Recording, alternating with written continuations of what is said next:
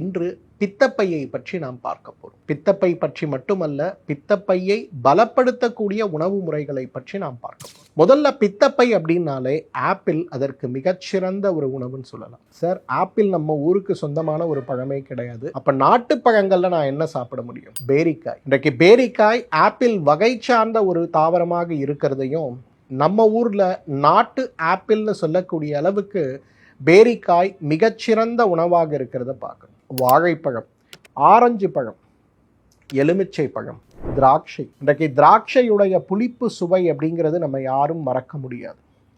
குறிப்பாக கருப்பு திராட்சை, நாட்டு திராட்சை, விதை இருக்கக்கூடிய திராட்சைகள் அனைத்துமே இன்றைக்கு இயற்கையும் இறைவனும் நமக்கு கொடுத்திருக்கக்கூடிய கொடைன்னு சொல்லலாம். ஏன் அப்படி சொல்றேன்னு தெரியுமா? இன்றைக்கு திராட்சை சாறு தினசரி 50 மில்லி சாப்பிடுபவர்களுக்கு ஈரல் நோயோ பித்தப்பை நோயோ ஏற்படாது அப்படிங்கிறது நிரூபிக்கப்பட்ட ஒரு உண்மை.